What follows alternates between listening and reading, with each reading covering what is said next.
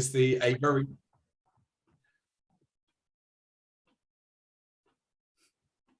good afternoon, everyone, and welcome to today's procurement seminar. It's obviously a popular topic. We have some 400 delegates registered, which is great. We just have an hour, but we hope that you enjoy the speakers.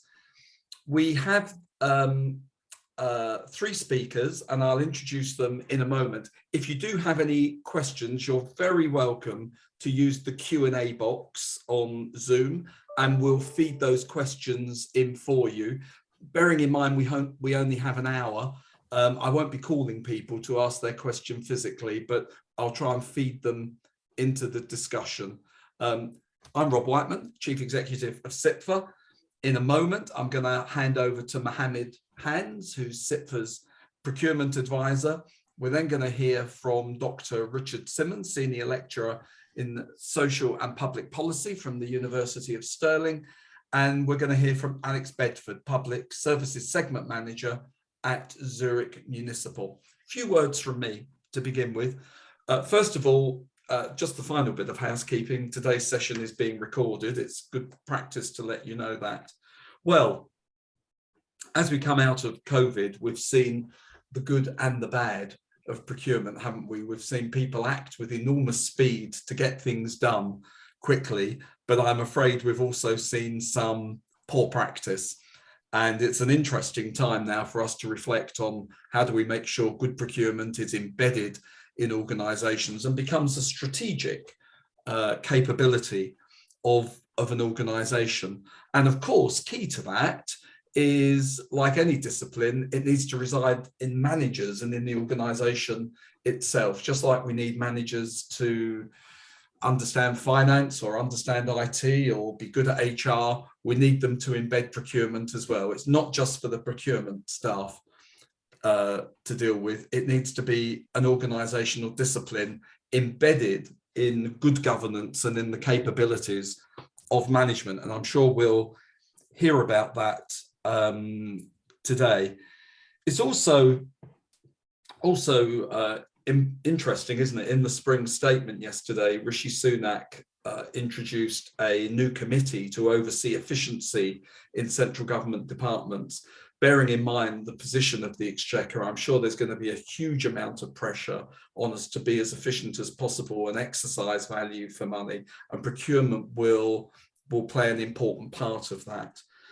I think my final comment by way of introduction, maybe a slightly complicated thing to say, is as we try to embed good procurement discipline and strategic approaches in our governance, the important thing, of course, is not to regulate the already compliant.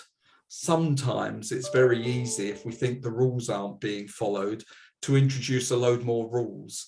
But actually, the majority of people are already compliant and already following the rules.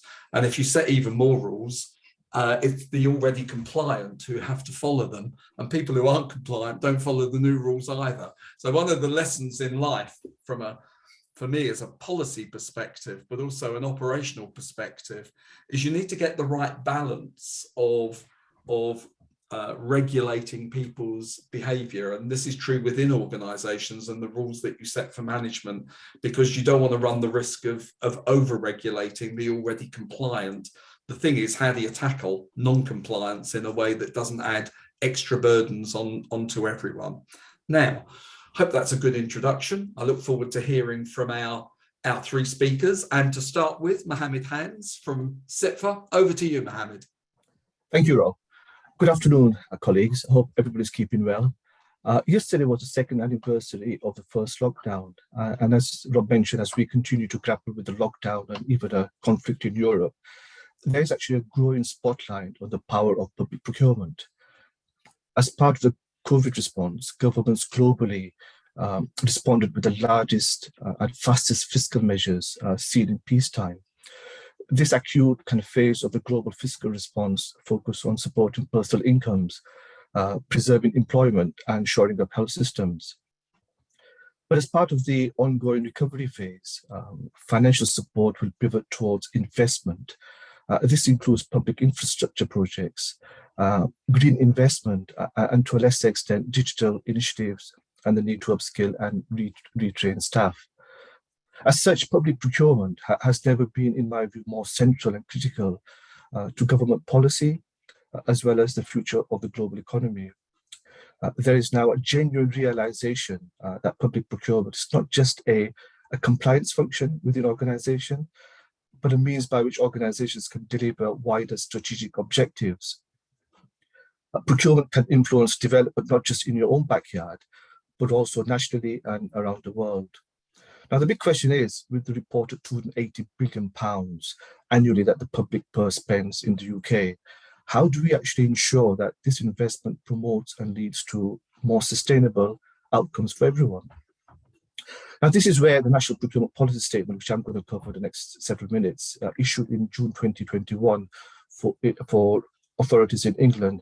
In Wales, we had an update to their policy in March 2021, and we also have a similar policy in Scotland and Northern Ireland. While there are some minor variations between the devolved national statements, in my view, they all share the same kind of similarities. In terms of the National Procurement Policy Statement, in my view, I think it marks a key step in the government's plans to transform public procurement. Given that we have thousands of contracting authorities and dedicated procurement staff delivering this massive spend, some of your organizations will have its own £1 billion spend, some others will have a multi-million pound spend. I think it presents both a massive opportunity and a responsibility that we need to make sure we deliver effectively. And the NPPS, as well as the devolved nations policy statements, they apply to practically all contracting authorities. So whether you're a central government department, local authority, university, or the wider public sector, the policy statement applies to you. Now, currently, as regards the NPPS in England, it's an advisory note, and contracting authorities need to strike a balance, which Rob mentioned earlier, in terms of striking a balance between complying with the NPPS and ensuring that the specific procurement remains proportionate and linked to the subject matter of the contract. The full impact of the NPPS in England will, however, be realised when the government completes its proposed transformation of the public procurement regime, and we eagerly await the laying of the new procurement bill in Parliament over the next couple of months, next couple of weeks, in my view, if we have to have a realistic expectation of having a new procurement regime in place at some stage, at some point in 2023.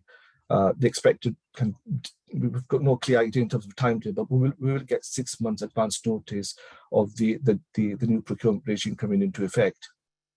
Now, the NPPS, it sets out strategic priorities for public procurement and encourages all contracting authorities to support priority national and local outcomes for the public benefit to help maximise value for money in public procurement. The NPPS, therefore, is a strong reflection, in my view, of the government's recovery agenda. It also reflects the ongoing fallout from high kind of profile public procurement failures that unfortunately we've seen in the last couple of years, including Carillion, the Magnos inquiry into the decommissioning contract failure, as well as the ongoing lack of transparency that we've seen in the award of PPE contracts during the pandemic. Now, the NPPS actually relates to three key areas which may be updated by the government and in the future. So the first of these three key priorities that colleagues need to be aware of is that the authority should focus on social value. So they should have regard to social value when procuring. Now, this covers things like growing the economy with new businesses, jobs and skills, tackling climate change, supply chain diversity, innovation and resilience. In reality, there is nothing groundbreaking here, and much of the detail will be familiar to colleagues. Contracting authorities have for many years been able to take these type of criteria into account when awarding contracts. However, there is a gentle nudge from the government with regards to the NPPS that those colleagues who are involved in the procurement or the commissioning of tenders or contracts, they need to keep a social value in mind when they're going up to tender or commissioning their requirements. This also represents a more centralized kind of procurement strategy that we've probably not seen before. We had the Gershon Review many years ago, but this is the first time that the government's going to potentially mandate certain criteria in terms of our tenders and our procurements. But we probably need to go much further, in my view, although we need to navigate a myriad of legal and international trade obligations as part of the Brexit kind of requirements. For example, recently we had International Women's Day, but at the moment, it's surprising to note that contracting authorities in the UK cannot actually promote gender or even race or other protected characteristics in the supply chain. Now, we can actually see this in some African countries or even in the US, where federal government contracts can actually be reserved for women-owned enterprises. So this is something that hopefully we can look at in the UK as well in the future. As regards climate change, for example, we could do a full day webinar on just climate change because it's such a massive subject. Now, 74% of local authorities who are, and some of you will, or your authorities will be on the call today, have actually signed up to a climate change declaration. But we have a long way to go to make meaningful changes. I was actually reading a report a couple of days earlier in terms of some research that's been undertaken. Now, 1,700 hospital admissions in London relate to asthma and other serious lung conditions over the last couple of years. Figures show that 16% of major roads in London still exceed the legal limit for nitrogen dioxide, whilst every hospital and care home, for example, in areas exceed the limits for toxic air pollution. During the last couple of years of COVID, we protected hospitals, we protected care homes from potential fallout of COVID. But in terms of other kind of pollutants, we need to do a lot more work to make sure we continue to provide protection to these type of organizations. So there's a lot of work that we can do in terms of climate change. As regards supply chain diversity and resilience, one of the key areas that authorities need to look at in this area is modern slavery. Now, we are led to believe that there are over 40 million people worldwide who are subject to modern forms of slavery. And it's estimated that it can generate over £110 billion in unethical and illegal profits per year. The evidence also suggests that while modern slavery is illegal in every country in the world, and we also have provisions in the UK relating to modern slavery, unfortunately, it still occurs in every country in the world. So there's a lot of work that we need to do in terms of modern slavery. The second criteria in terms of the NPPS relates to the commercial and procurement delivery, and it requires contracting authorities to consider whether they have the right policies, processes in place to ensure that they can deliver the commercial and procurement plans that they have. And contracting authorities are encouraged to consider implementing new and revised tools. So, for example, delivery model assessments, something called the should cost models, to estimate the total cost of delivering a particular project to protect the authority against abnormally low tenders. In other words, knowing exactly how much a contract is going to cost the authority before it even starts going out to procurement. I think in the current climate, we've got volatile price kind of increases, inflation, which is having a huge impact in terms of public sector contracts as well as private sector contracts. I think this is a really interesting idea. I was just reading a case today involving some hospitals in the south of England. The original estimate of the contract was about £400 million. This has actually increased to £1.1 million. And by the time they actually start building in two years' time, the cost is actually going to increase by a further £200 million. This is all going to come out of the public purse. And I've seen Rob, so I'm going to try and speed up in terms of my session. Other things that we need to look at is there is a requirement for authorities to start issuing procurement pipelines. So any authority which spends more than £200 million, so from April, they should be looking at kind of issuing some procurement pipelines. The final kind of criteria that authorities need to look at is in terms of how to actually increase their capacity in authorities with, in terms of capability, the staff having the right type of procedures in place. And again, there's a huge amount of effort that authorities need to undertake in this area. So to conclude, and just to give my other colleagues a chance to speak as well on this session, the NPPS, in my view, as well as the other devolved nations statements, provides a blueprint for the procurement profession. And here I include, and as Rob mentioned earlier, finance, legal, and other kind of disciplines within the authority to use the NPPS to support corporate objectives. There's a huge amount of workload, there's a huge amount of effort that's going to have to go into making sure that we can comply with the NPPS. We also have a growing procurement skills gap and capacity gap that authorities need to look at. Some authorities, unfortunately, are unable to recruit staff at the moment. So there's a big amount of work that authorities need to do to make sure we've got the right policies in place, the right people in place to ensure we actually fulfill and meet the objectives of the NPPS. So without a doubt, there's a lot going on in the procurement world, and the success in authorities will be based on how much they're prepared to invest. And the final point is we need to start looking at viewing procurement through the lenses of leadership and not as a support function to ensure we actually get this right for the future. Thank you, Rob. Oh, Mohammed, thanks very much indeed. That was an excellent technical overlay of all that's going on, and I'm sure everybody found that really useful. As an observation, Mohammed, it interests me where you spoke about asthma and the problems of air pollution, and you spoke about many things that we need to take into account in our procurement strategies around equalities and diversity and modern slavery and lots of other issues that public bodies will want to counter.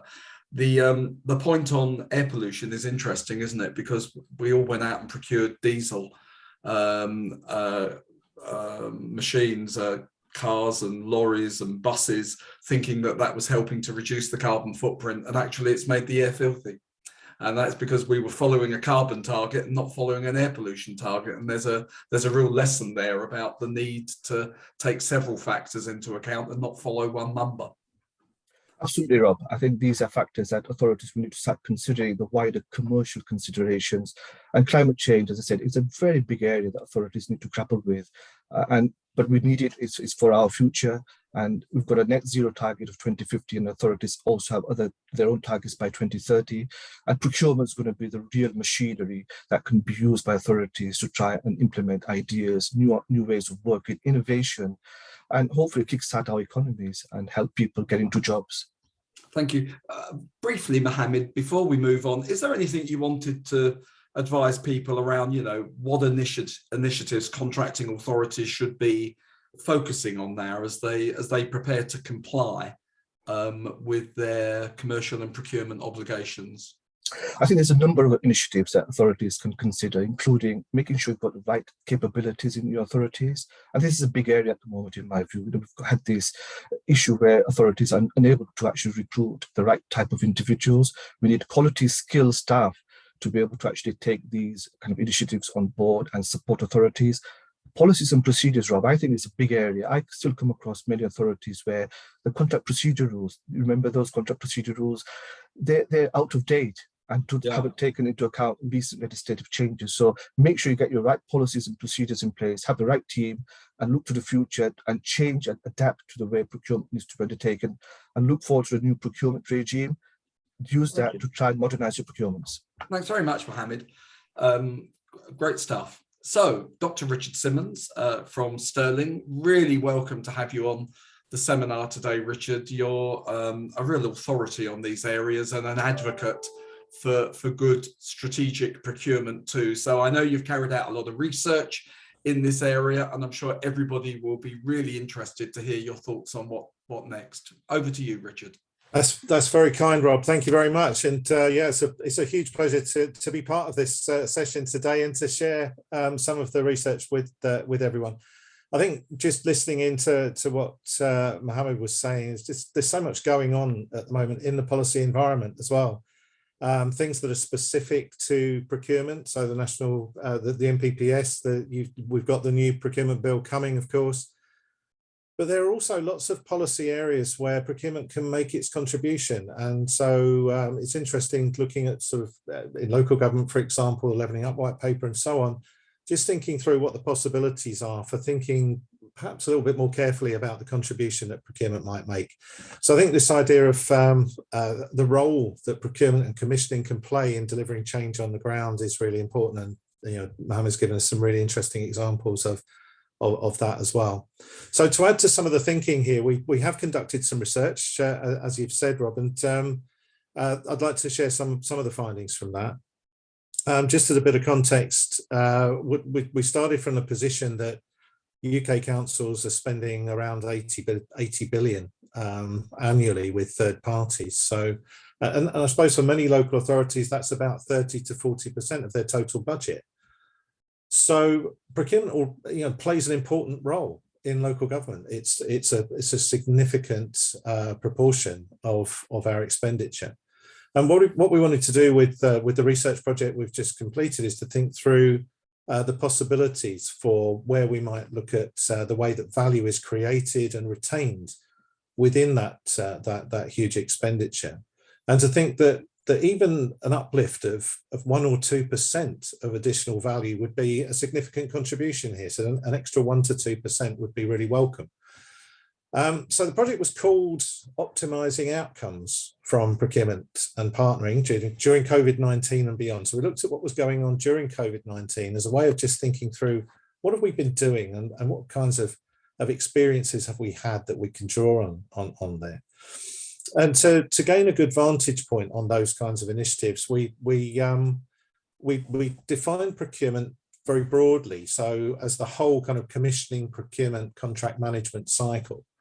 So everything from the initial assessment of needs and then thinking through how we decide on priorities to then designing and specifying, awarding contracts and managing those contracts through the contract delivery phase. So that entire cycle was in scope for us. And we wanted to look across that and then think through what contribution can we make through those processes to optimising outcomes. And optimising outcomes took on two meanings for us. So firstly, we were interested in optimising outcomes for communities. And so procurement as a contribution to optimising outcomes for communities means that it's a tool of governance. And that procurement really is a lever, if you like, for pursuing some of those desired outcomes. And in that sense, procurement, but broadly drawn, broadly defined in the way that I've described, sort of it almost becomes everybody's job. It's not just the job of the procurement team. I think that's what you were hinting at, Robert, at the beginning as well, that this is very much a management task where we need to embed and to understand the contribution that procurement can make, and then the contribution that we can each make to strengthening that tool of procurement, tool of governance, or that lever as far as possible. And that's the second element of optimising outcomes that we were interested in then. So one part was optimising outcomes for communities. The other one was optimising outcomes from procurement.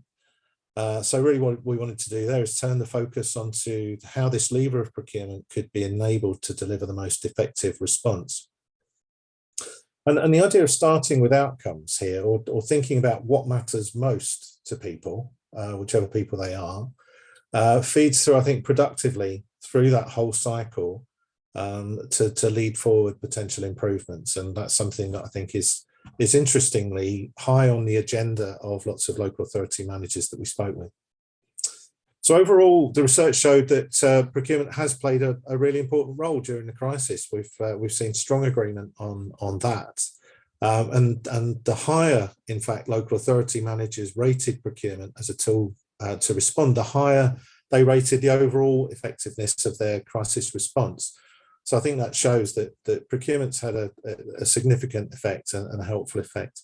And where it's worked best during the crisis, what we've seen is there's been some key enablers that have supported it to play that role. So first of all, around strategy.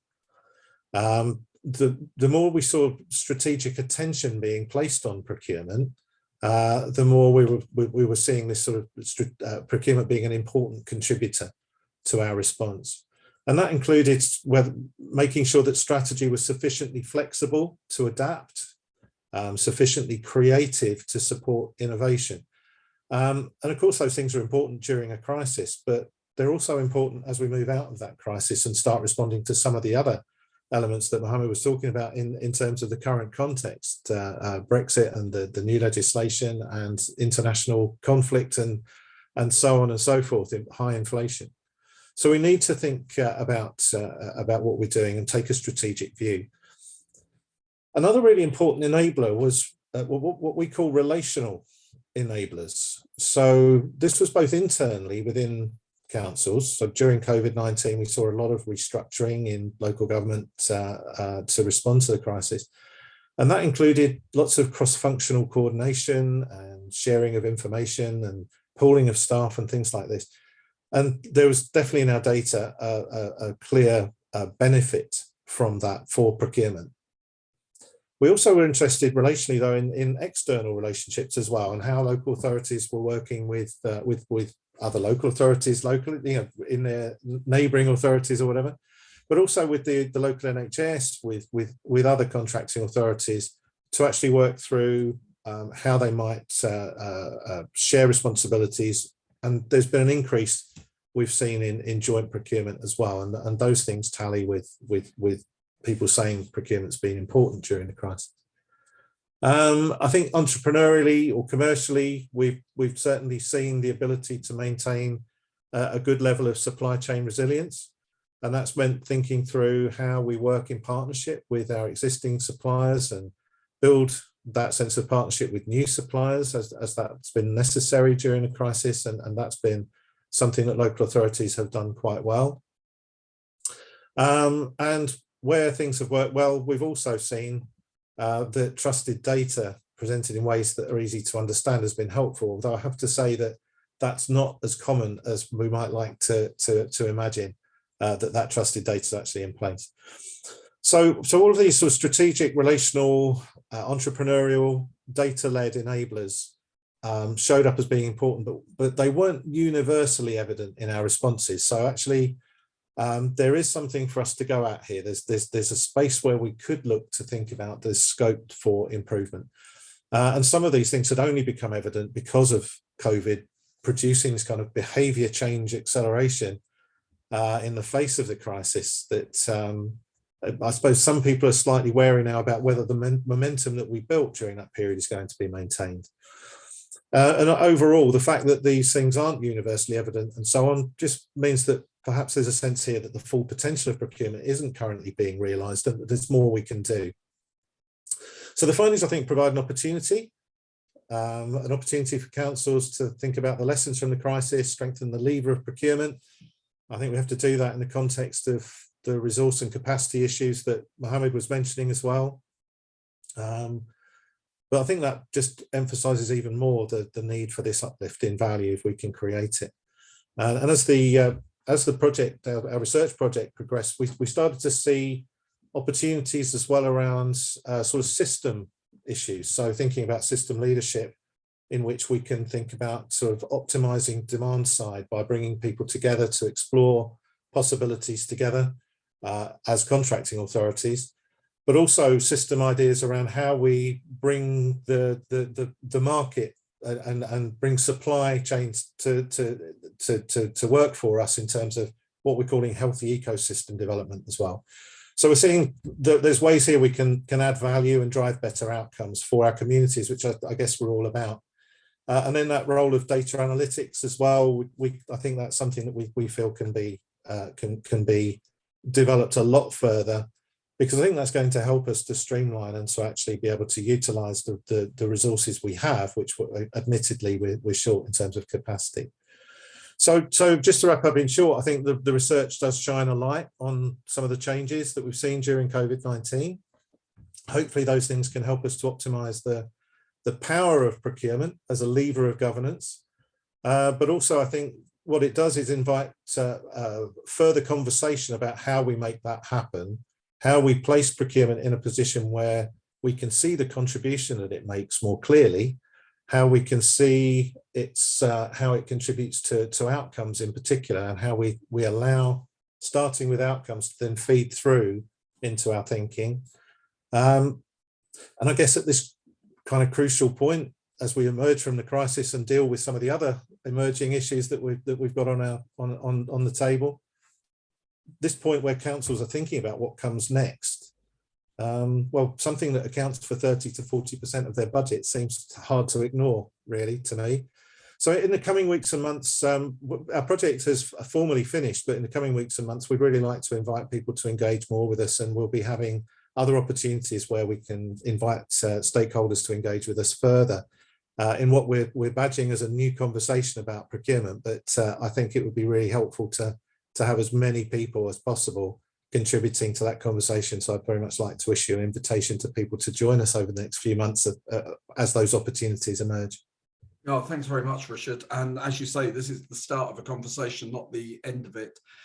Interested to hear you talk about data, Richard. I think there's going to be a lot more focus on data in the months and years ahead. Of course, in the Levelling Up white paper, we've seen the announcement of a new public body even to oversee data for local authorities. We got lots of questions, Richard, that I'll bring in at the end in the Q&A session, but I would like to pick on one now while you've got the mic. People have asked a question about where should the professional lead for procurement sit within an organisation, and I know you've had lots of different views expressed to you on this. Do you want to say a couple of words about that? I think yeah, it is very interesting as a point of conversation. I think that from this point of view, the key thing is that the right voices contribute at the right times. So I mean, I can give you the range of views. I think there's a range of views that stretch from saying that procurement should be at the top table, because wherever strategy is being made, procurement is a significant contributor, or should be there to be part of the thinking.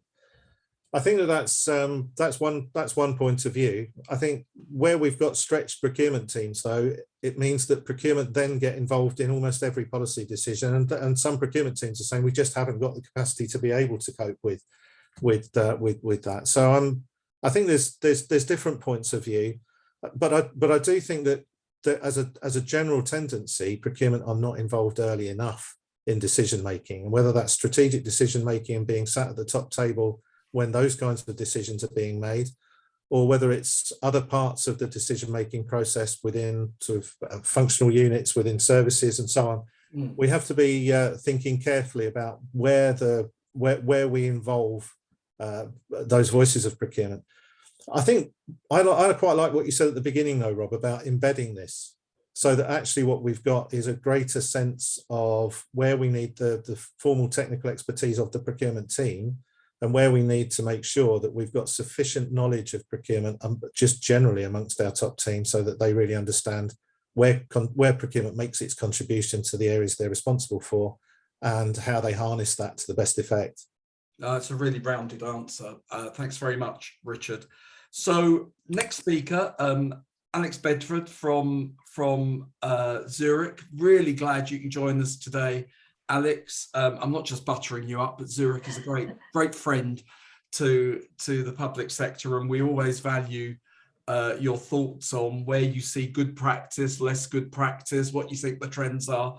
Over to you, Alex. We look forward to hearing from you. Thank you, Rob, and good afternoon, everyone.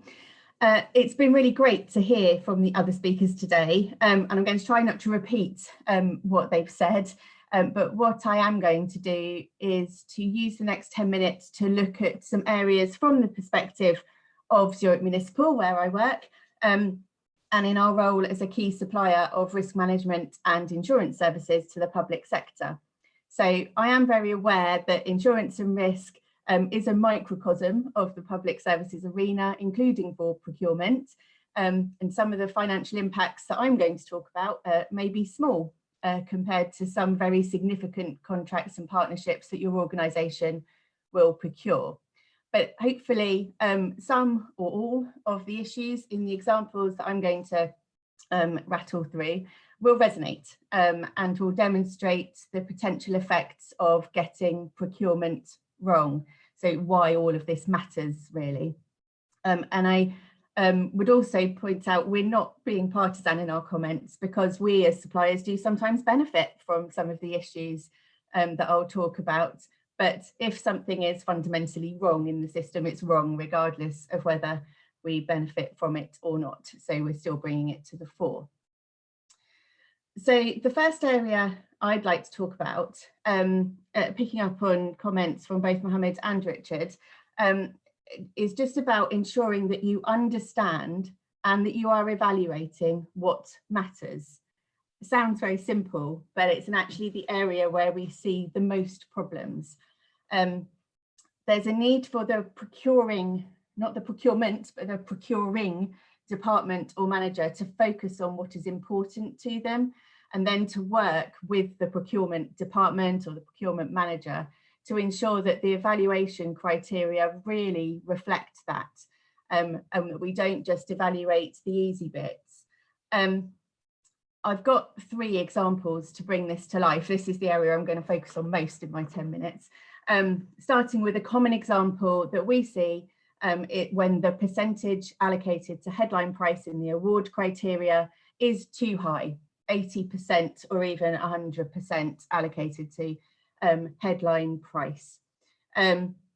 This scoring element for the headline price isn't reflective of other areas that can potentially cost you more through the period of the contract. So when you think about claims, for instance, on a risk, the council may have a deductible, so in essence may self-insure up to a significant level. And we often see deductibles of £100,000 per claim on an insurance contract.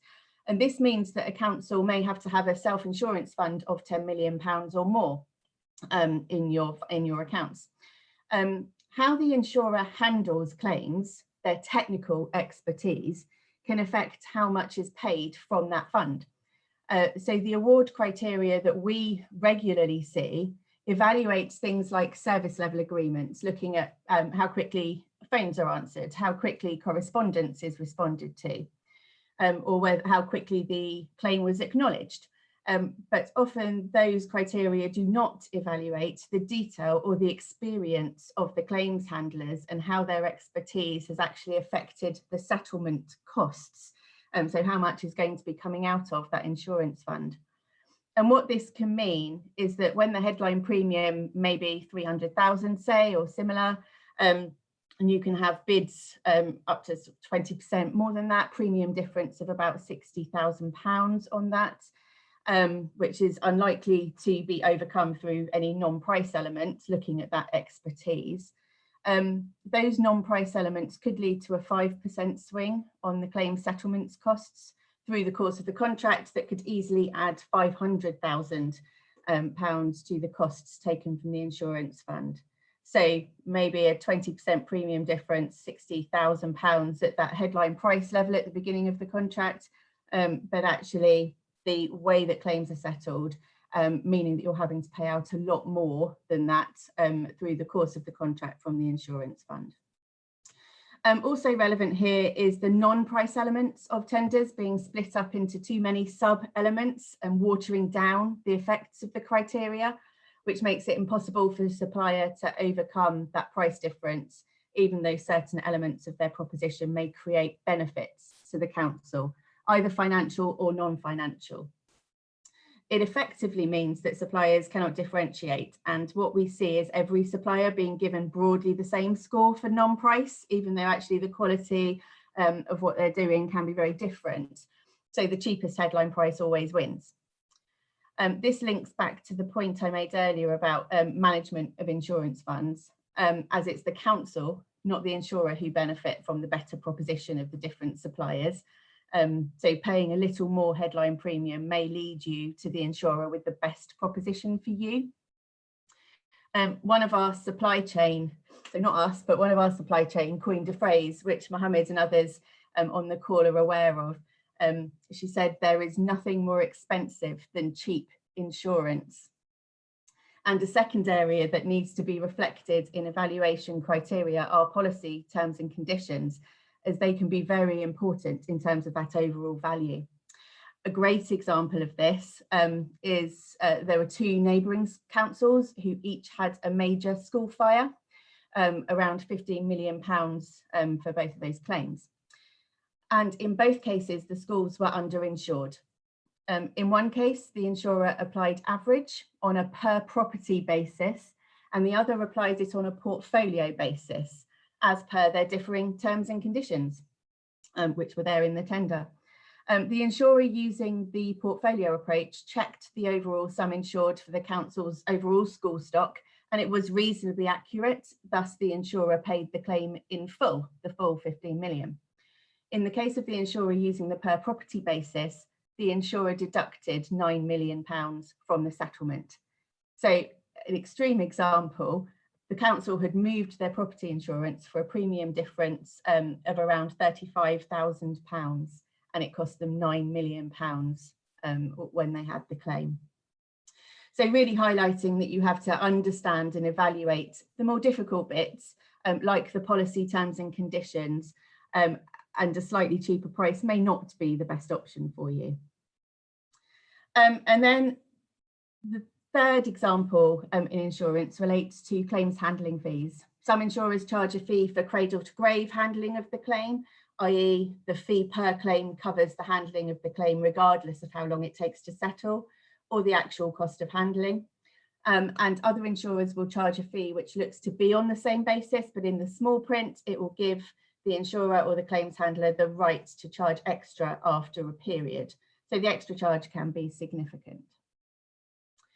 A second area for discussion through the questions is that we rarely see invitation to tenders or award criteria that link to the council's strategic aims and goals, which I know is something that Mohammed and Richard both raised, but we rarely see it. We rarely see any evaluation which looks at how the supplier can benefit the council beyond the insurance contract itself.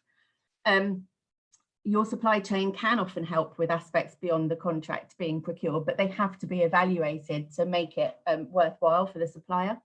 So I'll use part of our proposition as an example here, Safer Schools, which is something we introduced at no additional cost into our proposition and which is aimed at safeguarding children, particularly online, but also provides training for school staff, all school staff, including certification for safeguarding levels 1, 2 and 3, which is done through the app.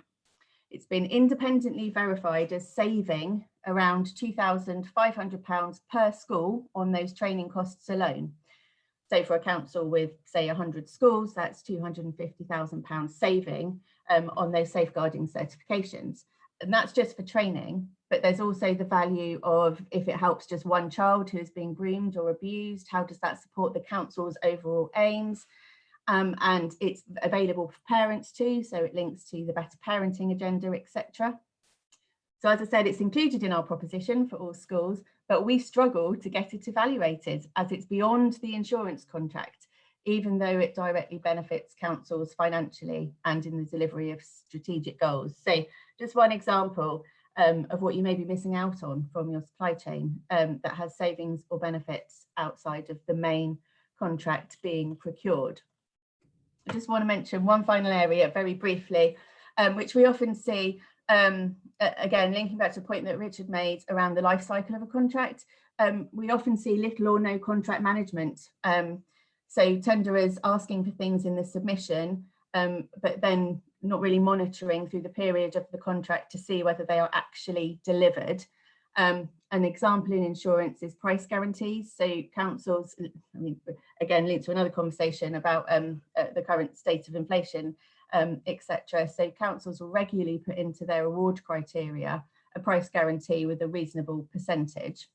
Many insurers will be upfront and say that they will increase by inflation each year, or that they would seek increases based on things like claims inflation, recognising that they won't get maximum points, therefore, because they won't meet the guarantee, but being upfront.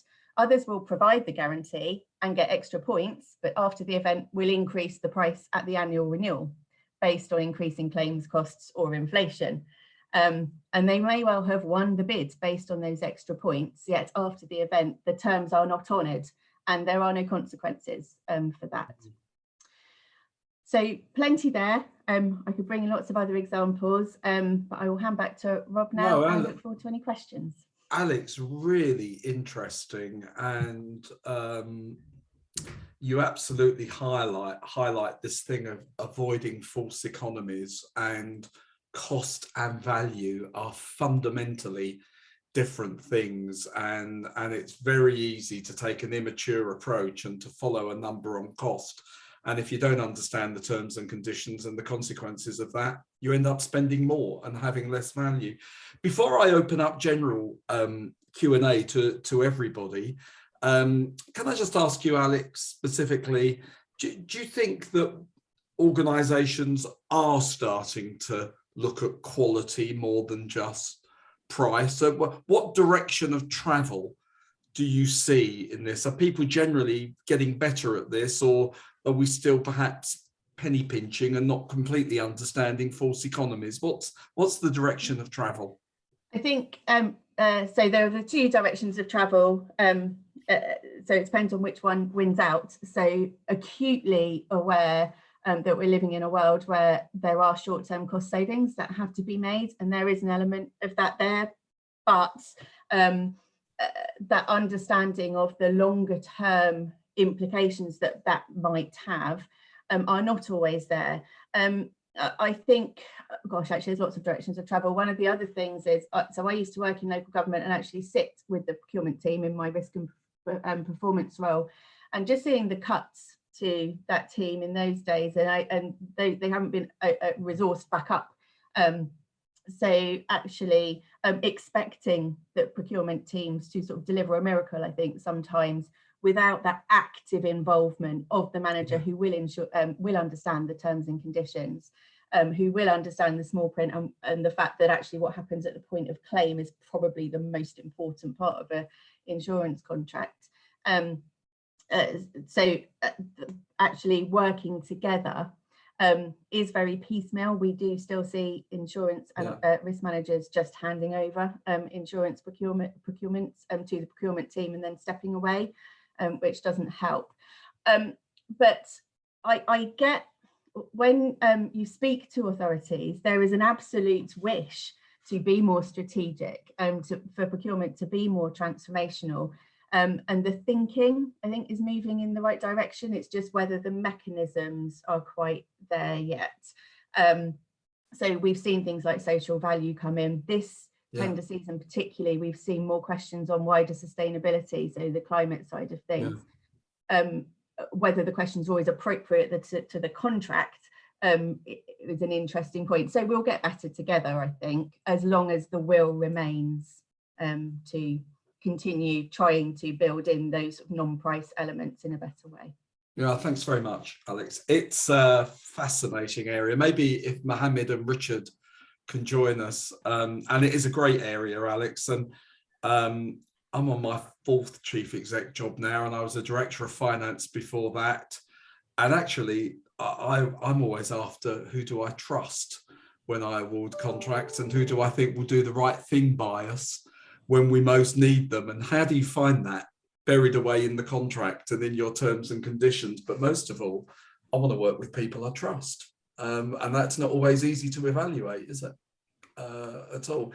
I've got loads of questions. So if you don't mind, panel, I'm going to fire some questions at you individually. And then if we get a chance to do some collectively, we'll do some as well.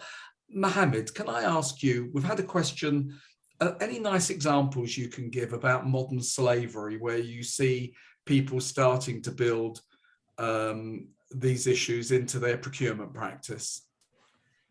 Thank you, Rob. Modern slavery is a big area. It's not a tick box exercise that some authorities or some colleagues may have considered before. It's something that's an actual thing that's happening. There was just a report a couple of days ago of an employer having a workman at a site without any shoes, for example. So these things do actually take place on a daily basis. And authorities have, throughout their procurement process, got plenty of opportunities to actually check whether the supplier has actually, first of all, issued a statement if they've got a turnover of more than £36 million, and use the supplier selection stage to check whether that particular contract has been involved in any of these modern slavery convictions. If so, they should be ruled out of their procurement process unless they can show some self-cleansing measures. So modern slavery is something to check whether the supplier has got anything to hide. And if a supplier is involved in these practices, make sure you don't award a contract to those type of suppliers. Thanks very much. And then one more question for you, if I may, Mohammed. Questions about where's the UK in terms of EU procurement regulations post-Brexit? Brexit, we thought would have a major transformation to procurement. It is going to happen, but at the moment, we have to comply with the public contract regulations, which is based on a European directive. But wait for the procurement bill, which I mentioned earlier, which will hopefully be laid in Parliament the next couple of weeks or months. This will, once this comes into effect sometime next year, this will be the major transformation in terms of procurement following Brexit. Yeah, thanks very much indeed, Mohammed. Richard, interested to ask about risk aversion. We've had questions, and it'd be interesting to ask you from your research where people can be risk averse in organizations, and that may mean that they can't always respond to these national developments that they want to try and build into their policies around modern slavery or ESG or EDI.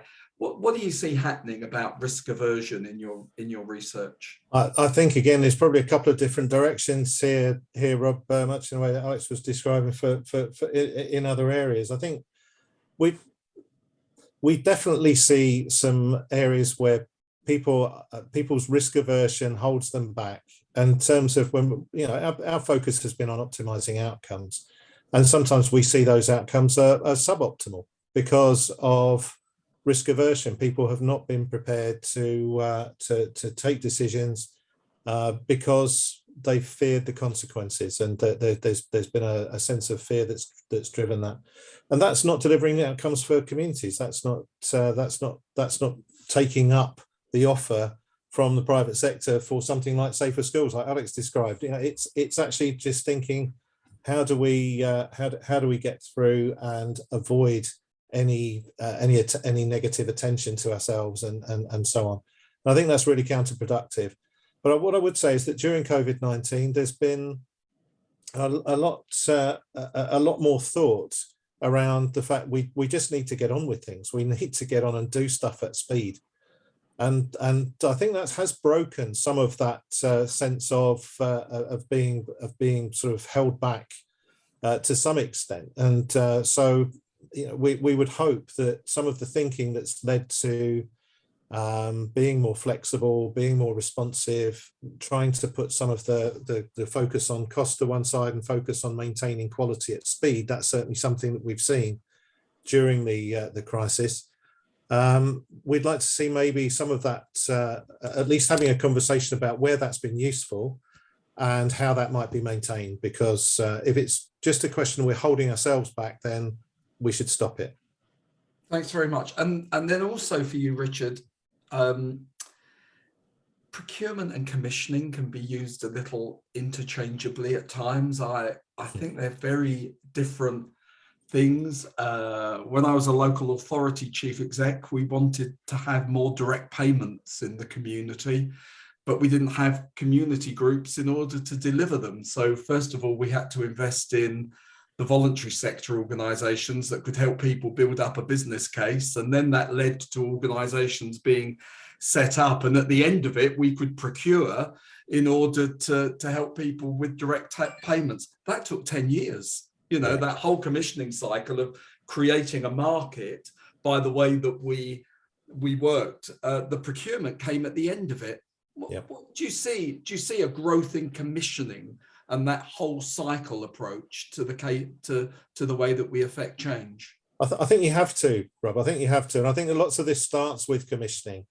And I think there's sort of some of the examples that Alex gave as well. You know, if the commissioner's not thinking about what matters most at the beginning of the process, then it's going to feed through the whole of the rest of the cycle as well. So I think, yeah, I mean, we could have a long conversation about differences between commissioning and procurement, and I'm not sure whether this is the time to do that. But in terms of how they're linked in a process that delivers these better outcomes, for me, it's about really starting with outcomes at that commissioning stage, understanding, having done your community consultation if that's what's required, having thought very carefully about what the market can provide, and really built that into then deciding what matters most for us in our place, and then carry that forward to procurement so that they can understand how they build that into the kind of specifications where suppliers can then get hold of this. Because actually, another strong thing was suppliers actually want to make their contribution too.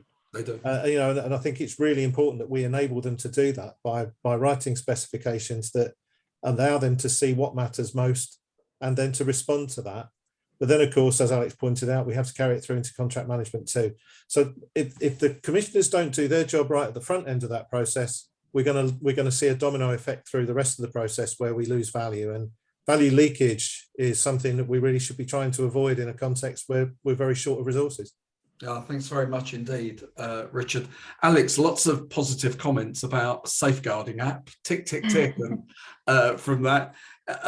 Questions about, how do we change the thinking, Alex, in order to get people thinking about social value and to start to embed that in procurement and commissioning decisions? Any thoughts from you on that? I have a few. I think, so social value, it's not an easy area, is it? Because it's going to mean something different because it's so rooted in place. So each authority's version of social value is different. So a couple of things that we've seen. One, we've seen some really quite high profile authorities who trumpet about how great their social value is because they have at least 20% in every contract. When we look at the insurance contract, it's at 10 or 11%.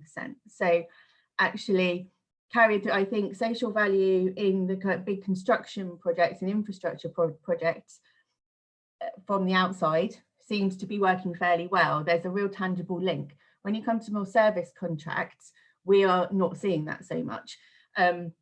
We would love to have a conversation with a contracting authority about what their social value aims are and how best we can meet them, or be given the opportunity to demonstrate how best we could meet them.